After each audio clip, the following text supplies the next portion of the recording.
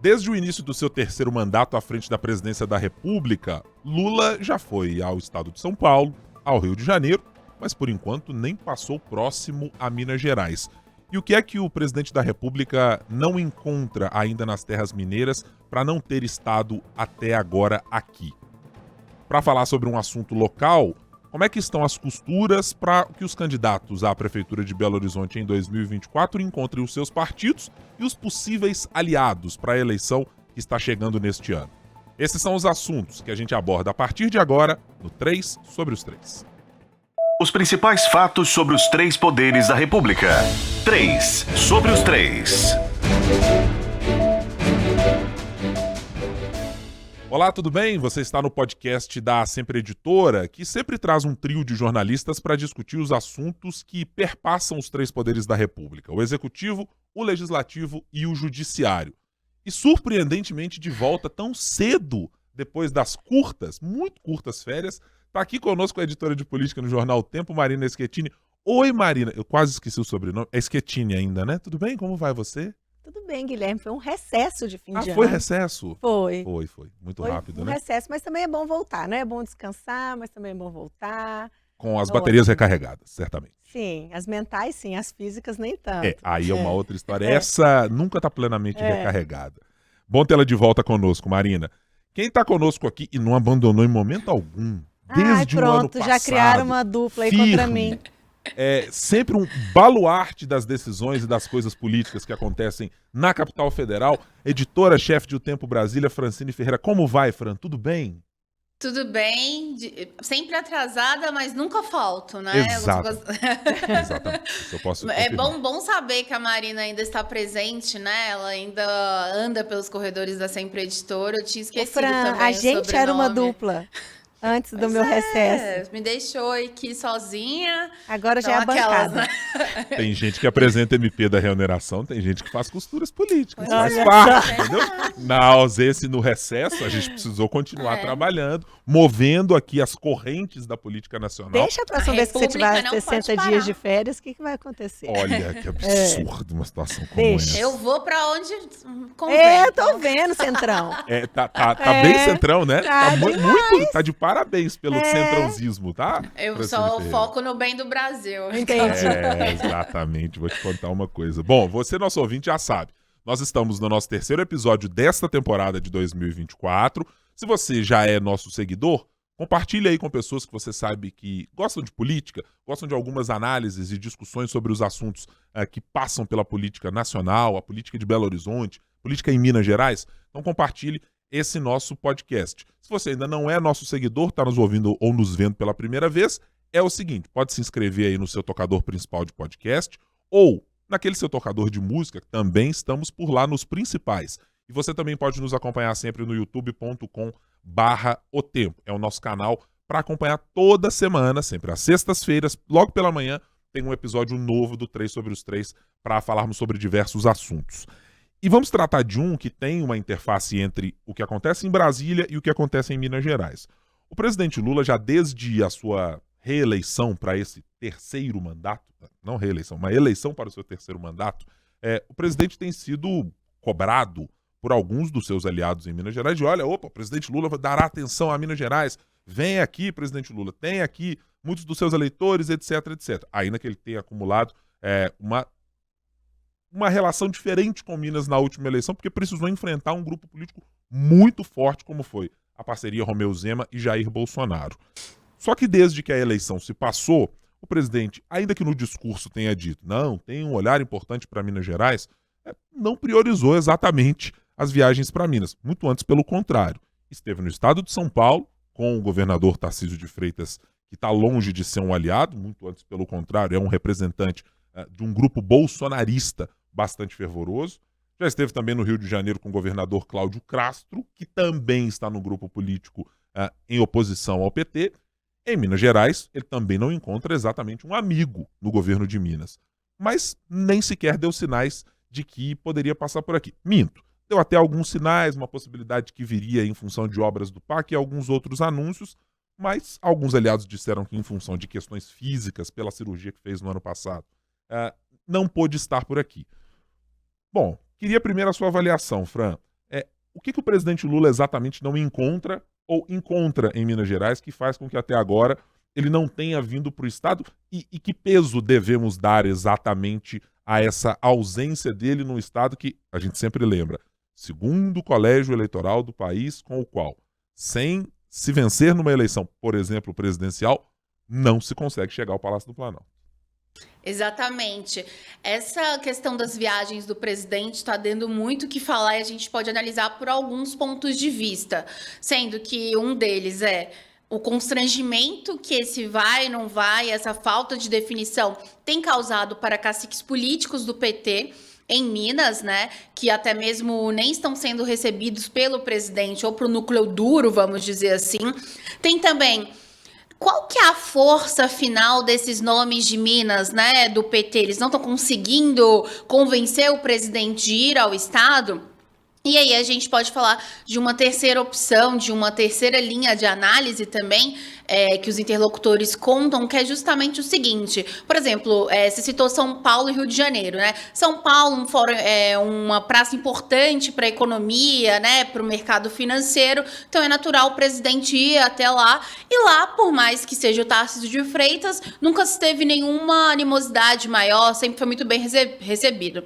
No Rio de Janeiro, a mesma coisa. O Eduardo Paes ali também no comando da prefeitura acaba ajudando, mas o Castro também mais sempre tem a pedir do que realmente aí criticar o governo Lula. Se a gente for lembrar agora, recentemente ele também fez elogios, né, o Cláudio Castro, ao presidente.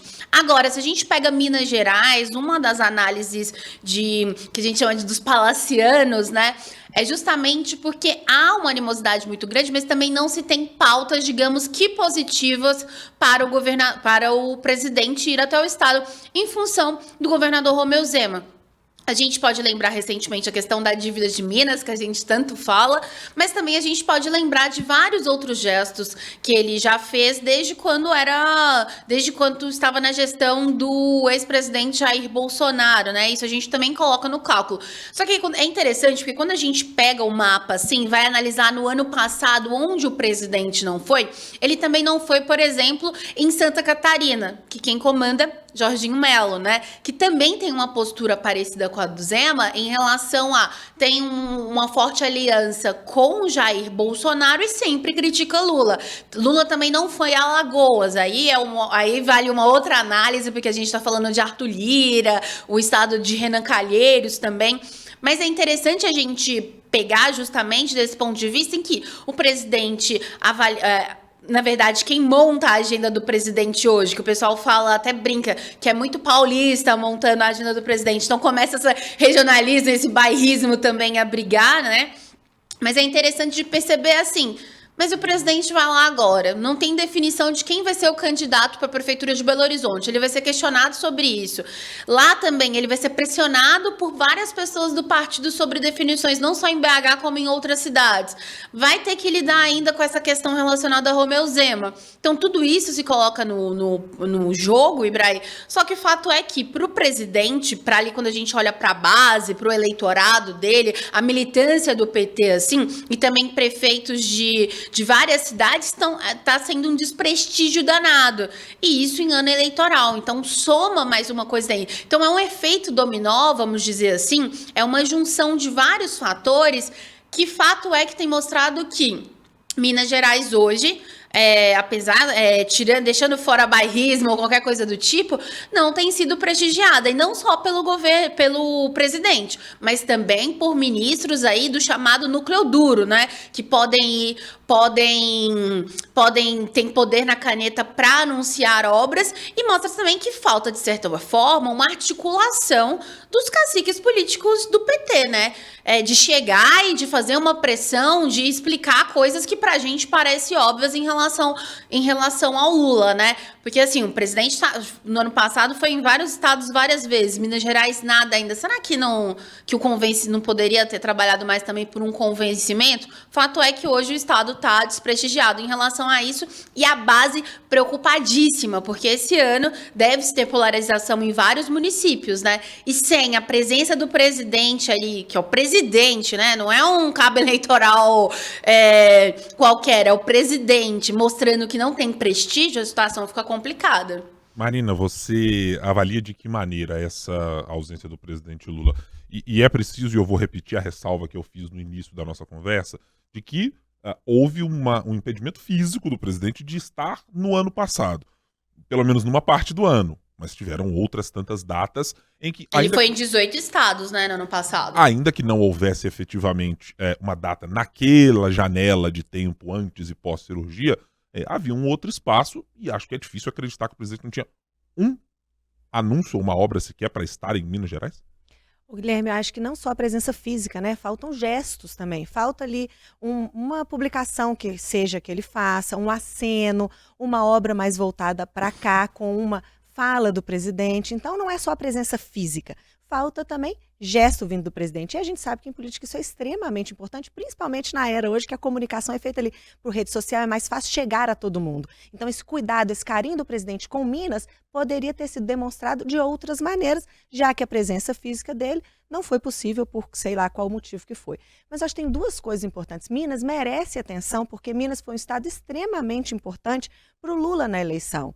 Por aquela questão que você falou, né, que não se ganha, até hoje não se ganhou uma eleição presidencial sem ter ganhado em Minas, e também porque foi uma vitória muito apertada contra o Bolsonaro. Foi questão ali de 1 ponto percentual. Então Minas merece essa atenção, porque Minas é um estado que precisa ser bem cuidado pelo petismo, pelo lulismo, por essa parte aí da política. E Minas também precisa de atenção. A gente é o segundo maior colégio eleitoral, a gente tem cidades como Contagem, que é a maior administrada pelo PT aqui, em Minas Gerais. E a gente já tem Rio de Janeiro e São Paulo muito bem definidos ali, Boulos, Paes, o PT já sabe como que ele vai circular ali, qual que vai ser o papel dele. Minas Gerais esse não é o caso. Ainda precisa acomodar aliado, ainda precisa conversar, ainda precisa acomodar o próprio PT, porque Rogério Corrêa não é consenso no PT. Então ainda tem um trabalho a ser feito em Minas Gerais.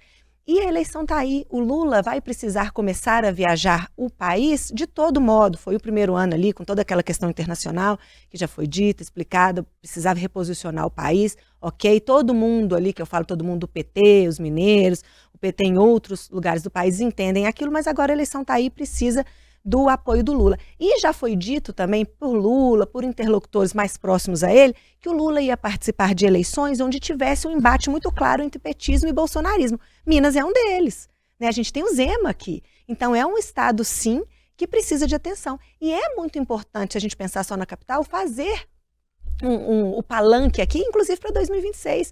Belo Horizonte é um palanque importante, inclusive para dar uma freada no poder do Zema. O Zema foi um governador reeleito, muito bem votado.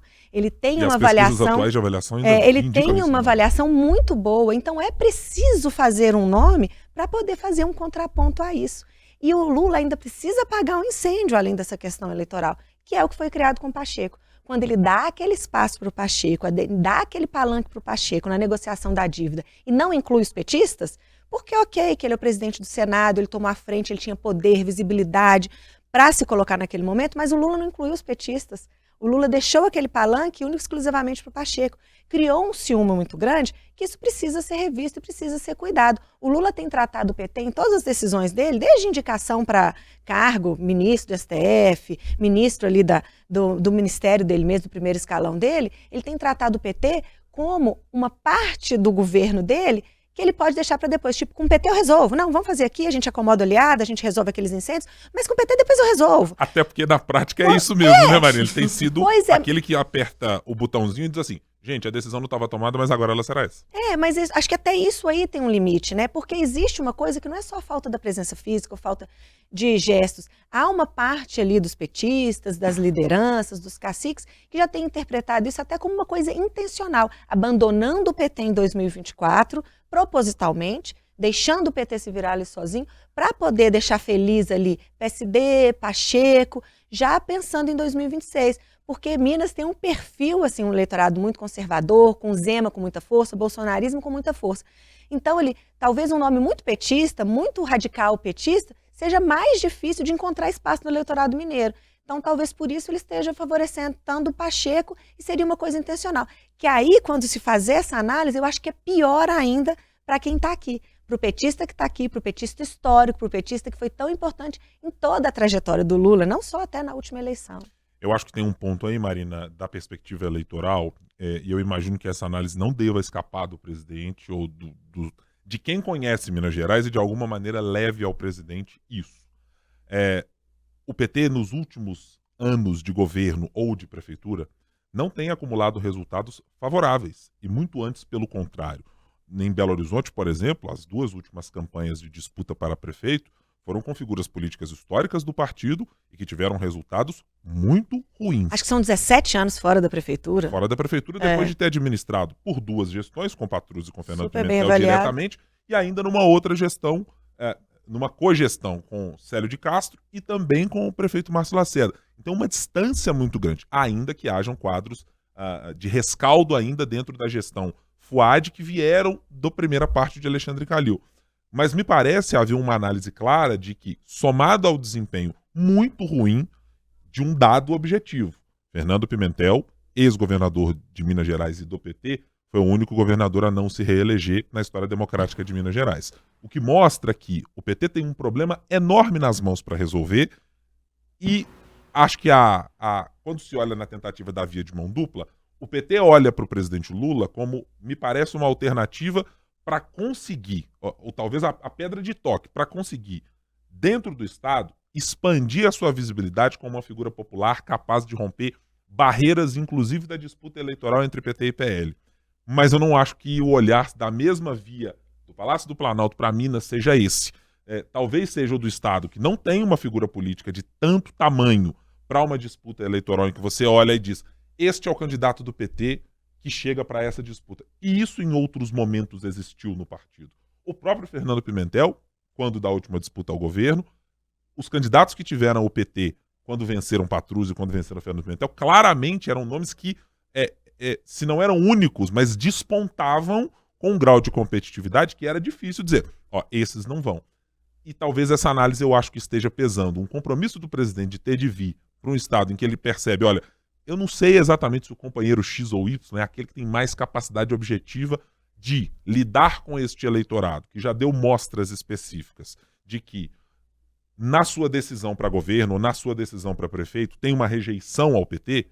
Será que não é melhor construir uma alternativa que seja mais palatável? Ou seja, o PSD talvez não seja exatamente esse caminho. E acho que tem ao seu lado alguém que pode dizer: ô, presidente, eu tô aqui. Aliás, foi na via contrária, né? Diz: o presidente Lula disse que gostaria que eu, Rodrigo Pacheco, concorresse ao governo de Minas Gerais. Então eu acho que do ponto de vista eleitoral, eu imagino que o presidente faça a análise de, não tem um companheiro competitivo a esta maneira. E mesmo as 2 prefeitas de cidades grandes que o PT tem no estado, até hoje nunca mostraram exatamente essa disposição. Nem a ex-deputada federal e prefeita de Juiz de Fora, Margarida Solomão, e nem a ex-deputada estadual e prefeita de Contagem, Marília Campos. Nunca despontaram no partido, nem com o apoio do partido, para se construir o nome delas a uma candidatura, por exemplo, de governo. E acho que aí isso faz com que o palanque esperado pelo presidente da República, talvez, para recebê-lo, tenha muito mais reclamações do que ele podendo pegar a mão de um candidato e levantar e dizer assim: este aqui é o nome do PT que vai concorrer. Isso que você falou, Guilherme, é um negócio muito interessante, porque eu tenho essa impressão. Eu tenho a impressão que o PT nunca pegou na mão, por exemplo, da Marília.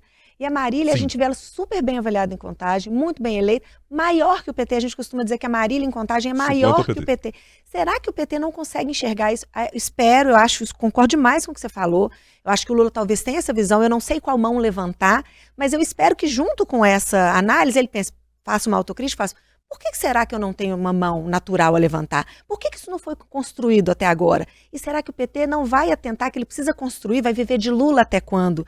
Porque a gente já vem falando que o Lula não tem um nome para essa disputa, para aquela disputa, há bastante tempo, né? Então, quando que o PT vai começar a construir o nome? O Rogério Correia. Rogério Correia tem uma história, ninguém está dizendo isso, mas o Rogério Correia já é um político de 65 anos. Vai começar a construir o Rogério Correia hoje? E que o perfil legislativo dele é muito marcante, mas acho que quando você olha para o executivo, até pelo que foram Fernando Pimentel, Patrus, nas suas eleições, é muito diferente, né, Maria? Muito, é isso. Vai começar a construir Rogério Correia agora.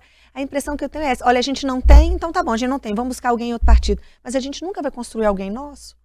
E tem uma questão, Diga, Fran. perdão, Ibrahim, justamente porque a Marília Campos, ela não a gente tá falando de construir nomes maiores, mas ela não é prestigiada nem mesmo aqui, né? A gente mostrou essa semana que, por exemplo, ela sempre vem em vários eventos aqui, por exemplo, e não é recebida nem por esses ministros do núcleo duro, né? E é uma cidade, 660 mil habitantes, a maior cidade do PT no estado de Minas Gerais.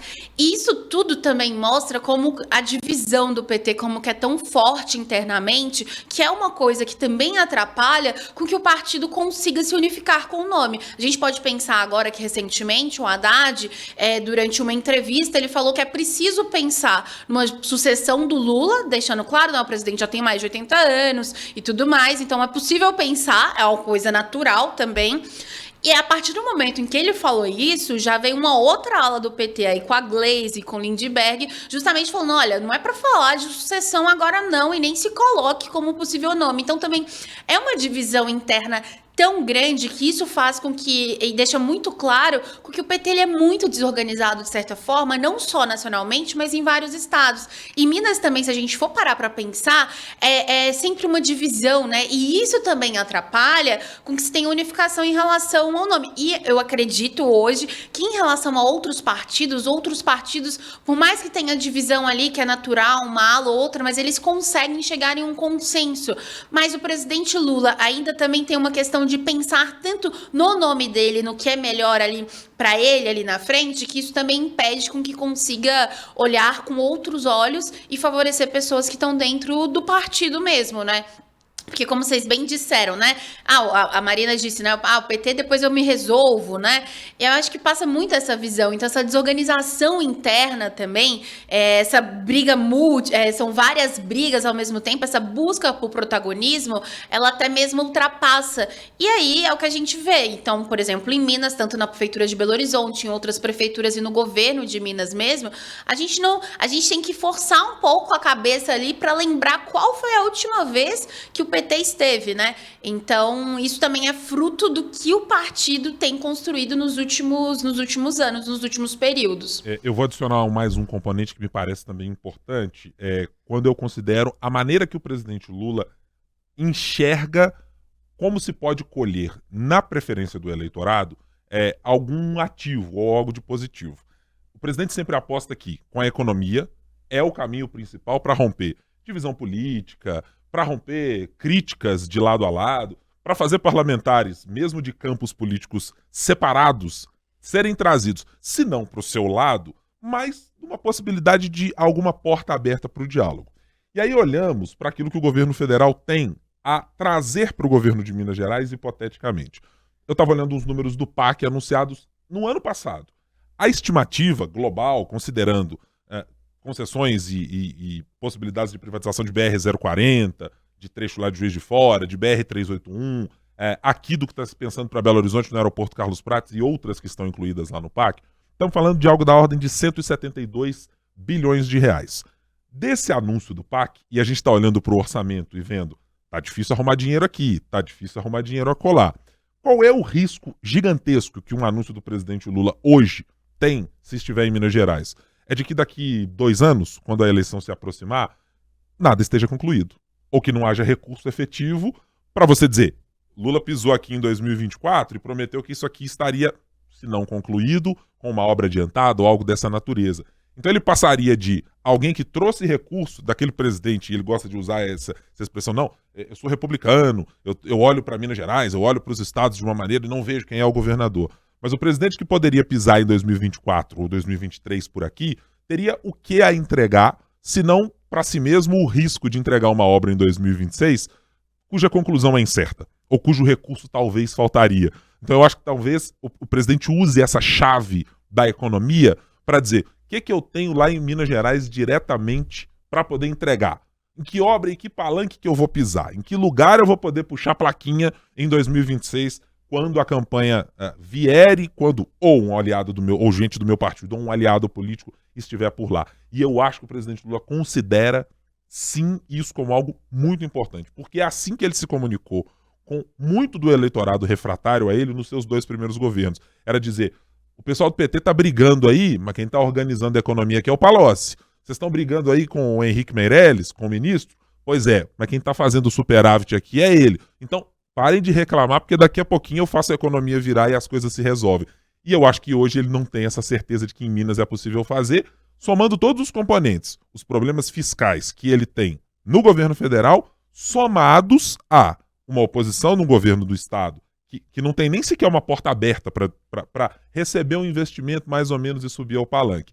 E sem contar que é um estado que também tem pouca capacidade de investimento nesse momento com recursos próprios. Então o risco é enorme de você ter uma obra hoje trazida pelo governo federal que vai dar ou poderia dar em nada e assim o presidente também ser cobrado ou o seu aliado ser cobrado.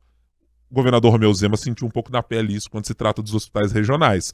Teve que fazer uma promessa de campanha para dizer, olha, vamos fazer os hospitais regionais, vamos concluir, vamos fazer isso aqui, vamos fazer isso aqui.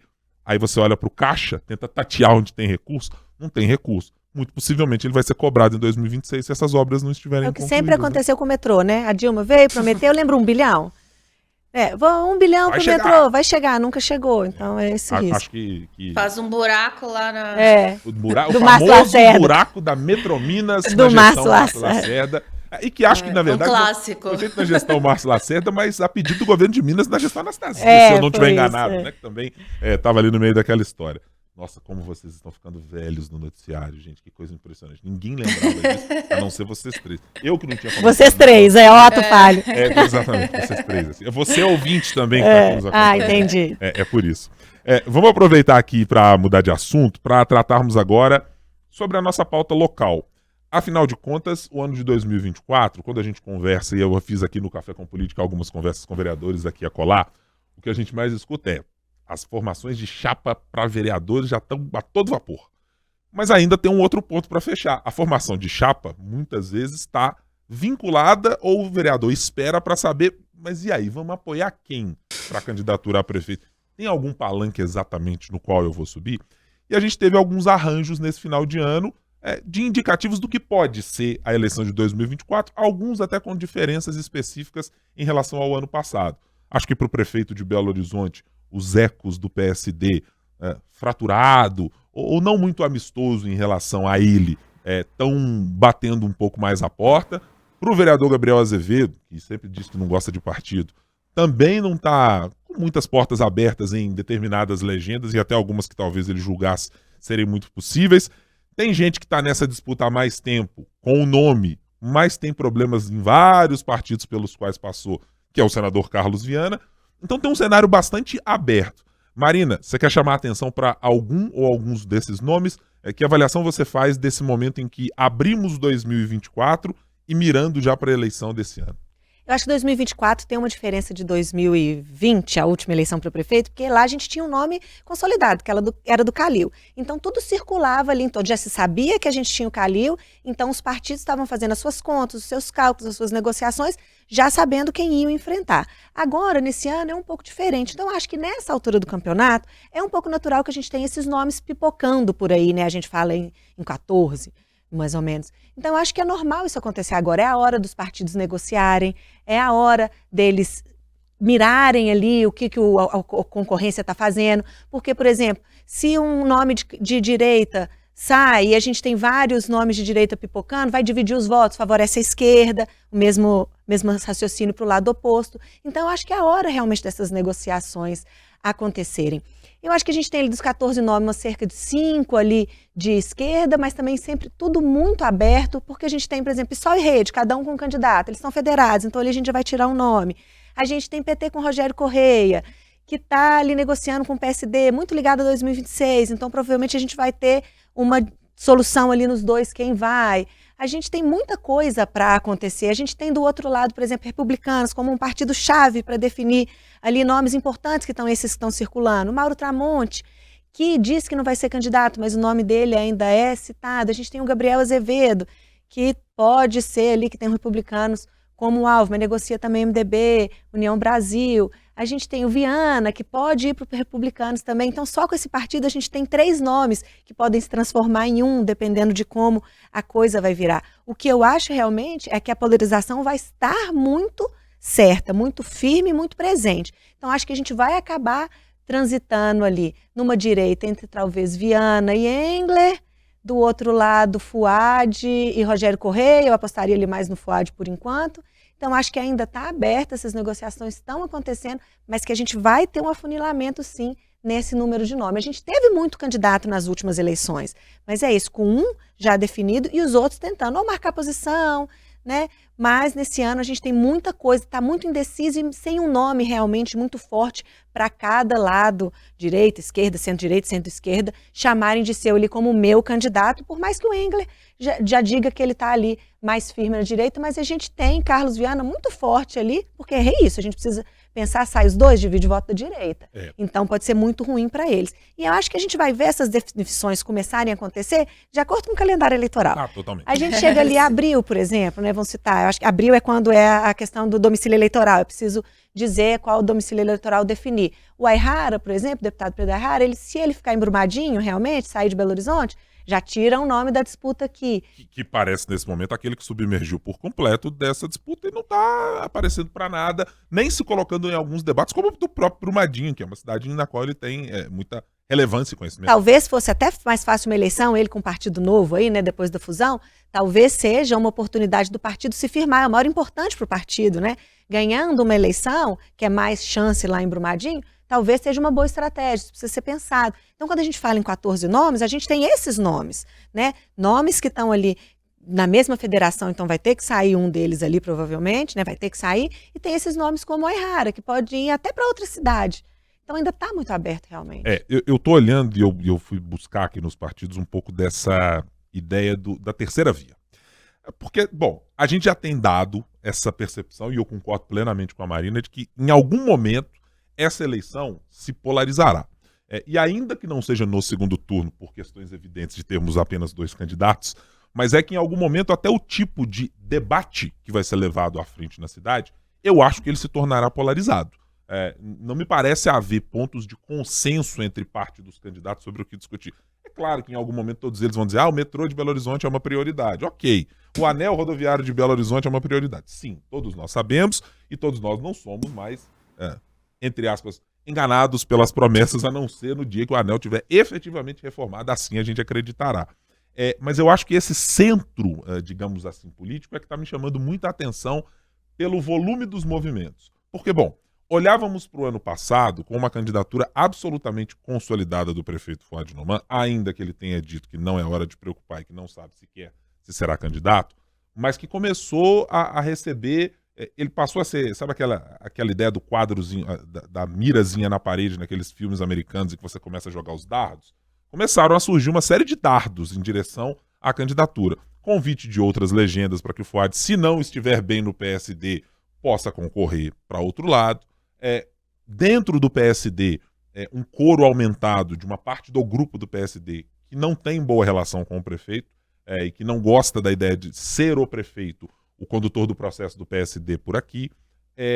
Então tem muita coisa acontecendo nessa candidatura do Fuad que me chama a atenção, mas eu ainda resisto em achar que é muito difícil você tirar alguém do partido para uma candidatura para prefeito, ainda que haja uma resistência interna, e ainda mais se considerando o que é o PSD, que mesmo contrariando todas as hipóteses ou todas as previsões, pode haver uma decisão da sua presidência nacional e dos acordos políticos centrais e dizer, vai ser e ponto, acabou. Kassab, eu acho que o PSD a gente tem que lembrar assim, que é o Kassab, né? O Kassab vai definir ali com Lula e vem sempre, todo o partido por qual ele presidiu sempre foi assim, né? Se discute muito, mas no final ele que tem o poder como é que fala? Tinta na caneta, né? E quem desculpa, Fran, vai. Imagina. Mas é só para eu não perder um ganchinho do que a Marina tinha dito sobre esse tempo e tudo. Eu tava colando aqui. E aí, as convenções, elas vão ser realizadas do dia 20 de julho a 5 de agosto, né? Os partidos vão ter até o dia 15 de agosto para ali registrar a candidatura. Mas quem não se lembra que lá nas eleições, quem não se lembra, de 2016... Márcio Lacerda, estava tudo certo com Paulo Brandt ali, e na noite, da noite pro outro, não vamos mais, Paulo Brandt é Délio Malheiros. Então acho que agora esses 14 nomes, até mais, né, e tudo, mas isso vai se funilando quando chegar ali. Eu sou um pouco mais pessimista. Eu acho que em abril as coisas melhoram ali, mas a coisa ali dia 15 de agosto mesmo a gente vai saber, mas eu acredito muito que vai ficar numa polarização e que o PSD deve caminhar aí junto com o PT em função dessas alianças nacionais, né? Pelo menos hoje, PSD e Lula, Rodrigo Pacheco é mais próximo de Lula do que muito cacique político, né? Se a gente for parar pra pensar, a gente estava falando aí das viagens, né?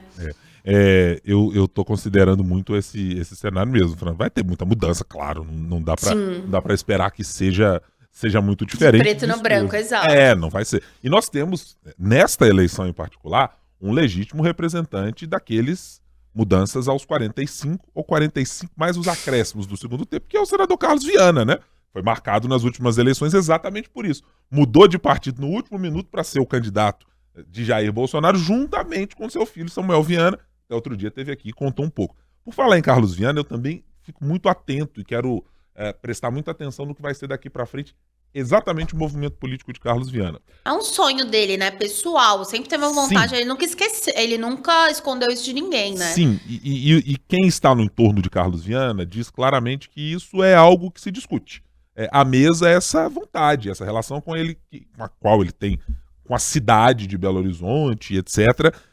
E acho que o movimento político que pode fazer com que Carlos Viana mude de partido, considerando o cenário em que Mauro Tramonte no Republicanos, por exemplo, decide, olha, eu quero ser candidato como deputado, as coisas estão aqui da maneira que eu julgo importante para o partido também, é que esse movimento de Carlos Viana indo para o Republicanos pode ser um movimento que muito possivelmente também bloqueie Gabriel Azevedo nessa mesma legenda. Não dá para caber dois candidatos numa mesma legenda para essas coisas. E eu não cogito que nenhum dos dois aceite a hipótese de ser-vice um do outro. Então, naturalmente, você tem um afunilamento em função da decisão do Republicanos. O Republicanos vai ser uma peça-chave aí de 3 candidatos. É importantíssimo para essa decisão. E acho que o União Brasil também virá a reboque para alguns desses candidatos que estão se apresentando na cidade, porque a União Brasil, bem como Republicanos e outros, tem um ativo, e hoje a discussão na ciência política já há algum tempo e no marketing político já mudou em relação a isso, que é o chamado tempo de TV. O quanto isso vai pesar numa eleição em que boa parte dos candidatos, pelas nossas pesquisas data-tempo, não são conhecidos do eleitor. Uma eleição em que o próprio prefeito da cidade não é conhecido do eleitor. Uma das perguntas respondida pelos nossos entrevistados prefeito de Belo Horizonte, você votaria? Votaria no Calil, não pode ser candidato. Então, acho que tem alguns ativos nessas duas legendas que me chamam muita atenção para elas, que elas podem ser decisivos para as mesas de negociação. Será que o Partido Novo, por exemplo, que tem dificuldades eleitorais do tamanho do mundo, pela pouca quantidade de candidatos que tem, não para a chapa de vereadores, mas certamente para ocupar espaço e ter tempo de TV, não vai ter uma ideia de negociar com a União Brasil? Já teve Bilac Pinto no governo Zema, né? Então, eu acho que tem muita movimentação para acontecer com ativos que a gente ainda não conseguiu captar todos eles, que o mundo político está discutindo, mas que ainda não foram parar na mesa efetivamente para a gente dizer, isso aqui é o fator decisivo para levar essa legenda para esse candidato ou esse candidato para chegar com o Pires na mão para aquela legenda. Acho que tem muita coisa ainda para passar debaixo da ponte. É engraçado que eu acho que essa eleição tem esse diferencial dos partidos. É uma coisa que a gente não costuma ver. Até me corrijam se eu estiver enganado, mas como que a acomodação partidária vai ter uma relevância nessa disputa? Sim. Né? Seja por isso, porque Gabriel Azevedo precisa conseguir uma legenda. O Viana está tentando no Podemos, ele ainda não foi para o Republicanos, porque ele está tentando ali ser candidato pelo Podemos, então se ele não conseguir esse espaço ali, ele vai tentar o espaço ali. Então como que os partidos, né, quem vai me acolher, está sendo importante. E a questão partidária também, quando a gente olha para as federações. Como eu falei, ele Rede PSOL, PSDB e Cidadania, porque desses 14 a gente tem o João Leite, a gente tem o Eduardo Costa, então aí também vai ter que sair alguma coisa. Como que os partidos estão tendo um papel importante nessa eleição? E diziam que os partidos políticos, com aquelas reformas, etc., não iam ter mais importância, né? É. Muito antes, pelo contrário, na cidade de Belo Horizonte, pelo menos, vão fazer uma diferença, parece que gigantesca. Chegamos aqui ao final do nosso podcast de hoje, mas não sem antes irmos para as apostas do dia. Para deixar claro a minha isenção como presidente temporário deste podcast, a Marina Schettini, como voltou das férias, vai ter a predileção de fazer a primeira escolha para a aposta da semana, Marina. Não vou deixar o pessoal de Brasília fazer, não, porque eu não tenho aliança com o Brasil. Eu não tenho lado, tá? Eu não tenho lado nessa disputa. Olha só, tá vendo? Gente, esse povo. Ó, eu não tenho lado na disputa. Eu tô aqui em prol do... Como é que é o slogan, Fran? É em prol do Brasil, né? Sempre. É em prol do Brasil. Do bem dos brasileiros. Pelo bem dos brasileiros. Como é que tem um outro que diz é contra ninguém, é a favor do Brasil? Eu vou me lembrar quem é que usa. É sempre a favor do Brasil, nunca é contra ninguém, é a favor do Enquanto Brasil. eu tô falando, você dá um Google aí. Hoje não existe dúvida, existe Google. Vou achar aqui, a Entendeu? favor do Brasil. Quem é o slogan? A favor do Brasil. Marina Schettini, a sua aposta para a próxima semana, no que devemos prestar atenção, o que você acha que vai emergir aí no cenário político? Nessa época de calmaria, né? Recesso para lá e para cá, e eu tendo saído de férias logo depois do Natal, voltando agora, e vendo essa questão de Lula em Minas tão pipocando, eu acho que isso deu uma esquentada muito grande e uns ânimos muito acirrados. Eu esperava voltar do recesso já com uma data para Lula vir a Minas, que não fosse em janeiro, mas que já em janeiro isso tivesse sido decidido. E acho que as tensões estão tão grandes que isso vai ter que ter um encaminhamento nos próximos dias para poder realmente baixar poeira. Fran, qual a sua aposta?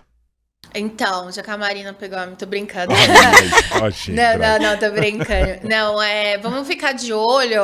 A gente não entrou nesse tema hoje, porque também, né, a gente fala sobre vários temas, né? Mas voltado para a economia, porque o Haddad está sendo pressionado não só pelo Congresso, mas também pelo presidente Lula em relação à questão da MP da reoneração. 32 bilhões de reais aí que ele fala que pode chegar essa renúncia fiscal. E Lula tá falando praticamente assim, dá um jeito, meu filho. Então quero ficar de olho qual que realmente vai ser esse malabarismo que o Haddad vai ter que fazer, porque de certa forma, talvez ele tenha que colocar já em xeque em janeiro a promessa lá do déficit fiscal zero. A Fran roubou minha pauta. Não, é brincadeira. Não roubou, não. Eu quero observar, a partir dessa semana, os ecos do dia de hoje. A Operação Lesa Pátria, que mirou hoje o deputado federal Carlos Jordi. Eu acho que ela deve ser um divisor de águas para o entendimento de como será tratada a questão frente ao Legislativo. Porque temos pelo menos outros 3 parlamentares que estão com investigações em curso e muitas delas prontas para serem decididas pelo ministro Alexandre de Moraes sobre eventuais participações deles de organização, de incitação, de apoio dos atos de 8 de janeiro de 2023. E algumas reações já começaram a pipocar, dizendo que há um autoritarismo nisso, que há um autoritarismo naquilo, de que isso não deveria ser feito, de que o STF está fugindo da sua competência, de que o inquérito isso, o inquérito aquilo. Eu quero ver como isso vai se desenrolar, porque eu acho isso importante à medida que é uma sinalização clara de que não ficaremos, me parece, apenas na sociedade civil. Acho que o núcleo político agora me parece ter se tornado, abriu-se a porta. De que maneira isso vai se encerrar? Aí é a minha aposta pra gente prestar atenção nos próximos dias. Marina, muito bom tê-la de volta novamente depois dessas curtíssimas férias. É ótimo voltar, viu, pessoal? Tava com saudade de vocês. Fran, muito bom tê-la conosco como sempre. Semana que vem convocada novamente, tá? Com certeza. Estarei aqui. No horário. Sempre no horário. Ou 5 minutinhos depois. 5 minutinhos. Tá tudo certo. E a você, ouvinte. Muito obrigado pela sua companhia nesta semana. 3 sobre os 3 volta na semana que vem. Lembre-se, a gente está nos principais tocadores de áudio, nos principais tocadores de podcast, youtube.com/otempo, nosso canal de O Tempo, também no nosso portal otempo.com.br. Siga, nos acompanhe, sempre às sextas-feiras, tem novo episódio para você. Muito obrigado pela sua companhia em mais esta semana. Tchau, tchau.